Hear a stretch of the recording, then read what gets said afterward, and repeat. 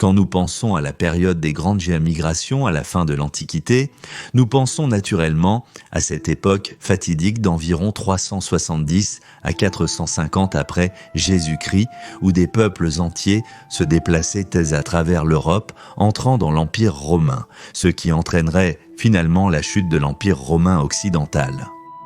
En effet, la chute de l'Empire romain occidental est intrinsèquement liée aux grandes migrations et sans les grandes migrations, possiblement l'Empire romain occidental n'aurait pas chuté, ou si alors beaucoup plus tard. Mais que diriez-vous si je vous disais que non seulement l'Empire romain occidental a été renversé par de grandes migrations, mais que les migrations ont également affaibli l'Empire romain oriental également et massivement, en fait tellement que nous pourrions dire que sans les grandes migrations, l'Empire romain oriental aurait peut-être survécu également, mais hélas, il a également dû faire face à ses propres énormes migrations et cette tempête incessante de personnes est ce qui contribuerait finalement massivement à la chute de l'Empire romain oriental. Après la chute de l'Empire romain occidental, et la chute devrait toujours être entre guillemets, car ce n'était pas vraiment une chute, mais plutôt une sorte de changement de régime. Après cela, l'Empire romain oriental est passé à l'offensive une cinquantaine d'années plus tard.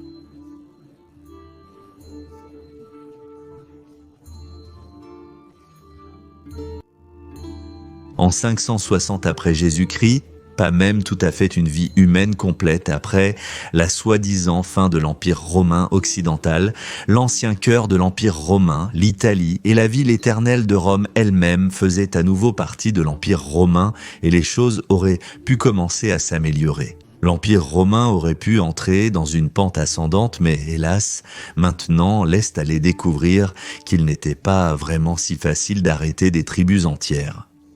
Des peuples entiers qui s'installent sur votre territoire. C'est une chose de vaincre une armée, mais c'est une autre chose entièrement quand vous avez des centaines de milliers de personnes, des tribus entières qui essaient d'entrer dans votre royaume. Mais c'est exactement ce qui s'est passé, pratiquement immédiatement après que l'Italie a été restaurée sous la règle romaine. En 568 déjà, une tribu connue sous le nom de Lombards a déménagé de la région autour de la Slovaquie moderne et du nord de l'Autriche vers l'Italie. Le problème était que l'Italie, après presque 30 ans de guerre brutale constante et après la peste mortelle de Justinien, était presque complètement dépeuplée. Ainsi, l'Empire romain d'Orient n'avait tout simplement pas la main-d'œuvre nécessaire pour empêcher un peuple entier d'entrer dans l'Empire. Et c'est ainsi qu'au cours des 20 années suivantes, les Lombards ont réussi à conquérir environ la moitié du territoire de l'Italie. C'était bien sûr une situation difficile pour l'Empire romain à résoudre et malgré quelques tentatives, aucun empereur n'a réussi à chasser complètement les Lombards ou à les vaincre de manière décisive. En fait, près de 2 siècles après que les Lombards aient envahi l'Italie, ils ont finalement réussi à prendre Ravenne, le siège des exarques de Rome orientale, mettant ainsi fin au contrôle romain oriental sur le nord de l'Italie, en 751 après Jésus-Christ. Alors pourquoi les empereurs romains d'Orient n'ont-ils pas essayé de concentrer davantage leurs ressources et leur main-d'œuvre pour tenter de reconquérir l'Italie ? Eh bien, parce que malheureusement, à une époque similaire, une autre énorme vague de migration a eu lieu. est survenue dans les Balkans, à savoir les Slaves et les Avars, poussés du nord du Danube vers le sud dans l'Illyricum et les provinces balkaniques de l'Empire romain.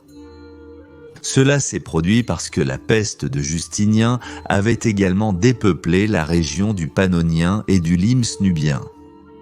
Il n'y avait donc tout simplement pas assez de Romains pour défendre les frontières.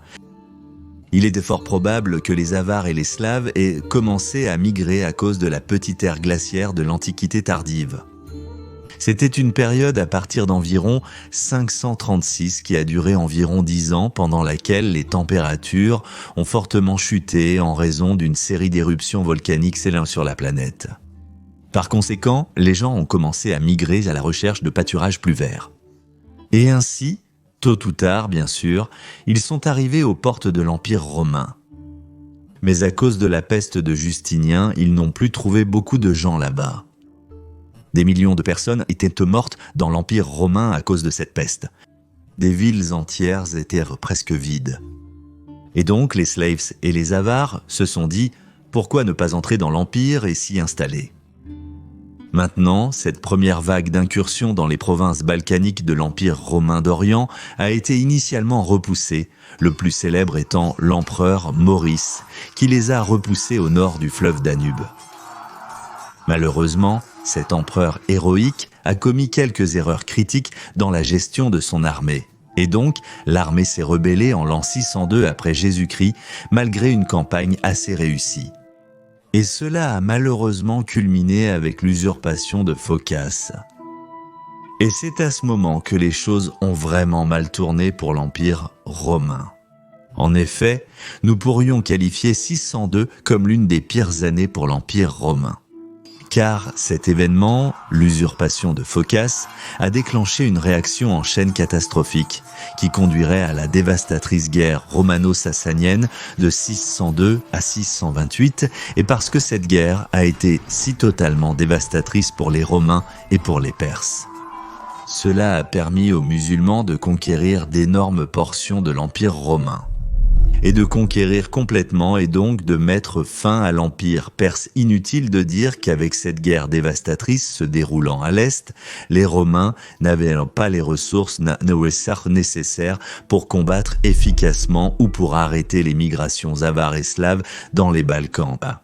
Et donc ces tribus ont pu alors conquérir de grandes parties des Balkans au début des années 600.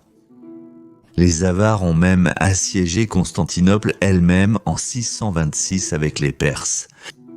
Mais la ville a résisté à ce siège brutal grâce à la valeur romaine et aux impressionnants murs terrestres théodosiens de Constantinople. Cependant, le mal était fait, les Slaves avaient réussi à s'installer de manière permanente dans les Balkans, réussissant à prendre une vaste portion des Balkans qui, peu de temps auparavant, étaient fermement sous le contrôle romain. Donc, cette vague de migration des Avars et des Slaves a provoqué une spirale descendante brutalement négative pour l'Empire romain, ce qui se terminerait par la perte de quantités inimaginables de territoires. L'Empire romain, en seulement 80 ans, environ une durée de vie humaine, est passée d'un empire impressionnamment grand à un patchwork chaotique de territoires vaguement connectés.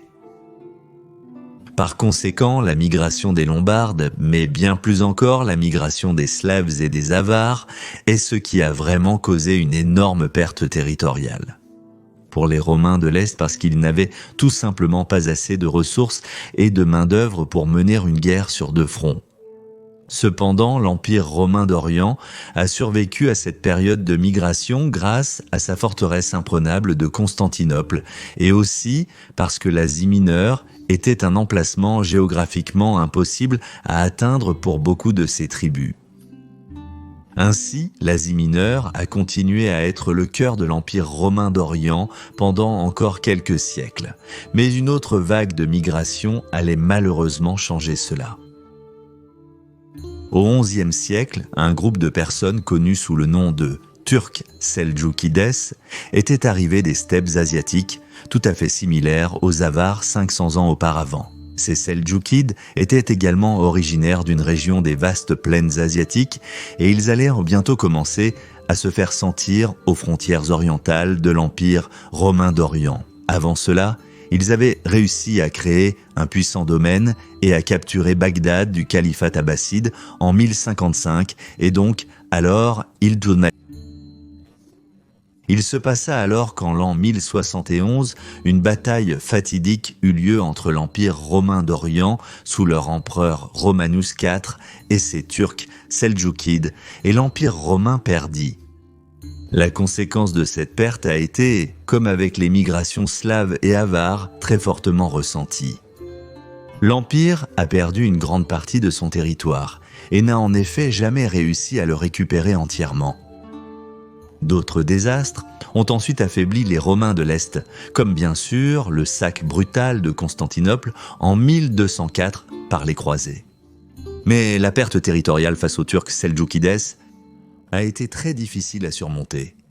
Et donc, nous pourrions effectivement dire que les moments décisifs où de grandes pertes territoriales se sont produites pour l'Empire romain d'Orient étaient presque à chaque fois liés à de grandes migrations.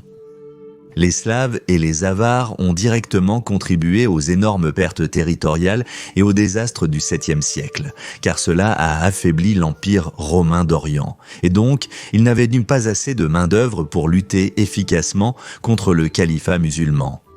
Et les Turcs seldjoukides contribueraient ensuite directement à la réduction de l'empire d'une force puissante au début du XIe siècle à une ombre de lui-même en l'espace de seulement 150 ans. Oui, l'empire a réussi à se remettre souvent de ses désastres, mais ils ont continué à se produire parce qu'au final, les migrations ont continué à se produire. Et au final, les Turcs, le peuple originaire des profondes steppes d'Asie de l'Est, ont ensuite mis fin à l'Empire romain en 1453. On pourrait donc soutenir que, très similaire à l'Empire romain d'Occident qui a pris fin à cause d'une vague sans précédent de migrations énormes et gigantesques, où il a perdu un vaste territoire face à ses tribus. De même, l'Empire romain d'Orient a été massivement affaibli par ses propres migrations à grande échelle. Dans le cas de l'Ouest, l'assaut a été massif et a eu lieu en beaucoup moins de temps. Mais dans le cas de l'Empire d'Orient, cela s'est étalé sur une période beaucoup plus longue et est arrivé en différentes vagues s'étendant sur plusieurs siècles depuis différentes directions. Cependant, malheureusement, le résultat final a été le même. Les deux empires sont tombés à la fin, terminés par des tribus et des gens qui n'étaient pas là avant. Ils venaient d'ailleurs comme une force de la nature. Et bien que ce ne soit pas la seule raison de la fin de l'Empire romain, nous devons reconnaître que ces migrations n'ont pas seulement été un facteur qui a mis fin à l'Empire romain d'Occident, mais ont également contribué massivement à la chute de l'Empire romain d'Orient. Si vous aimez cette vidéo, veuillez envisager de soutenir cette chaîne via Patreon ou via une adhésion YouTube, car c'est votre soutien qui rend cette chaîne possible. Merci beaucoup pour votre soutien. Et bien sûr, je tiens à remercier tous ceux qui soutiennent Maiorianus, vous êtes formidables. Et si vous voulez en savoir plus sur la fin de l'Empire romain occidental, vous pouvez regarder cette vidéo dans le coin supérieur droit. Mais si vous voulez en savoir plus sur le mur de fortification oublié que les Romains de l'Est ont construit contre ces migrations, vous pouvez regarder l'autre vidéo dans le coin inférieur droit. Je dis encore merci à tous les amis de l'histoire romaine.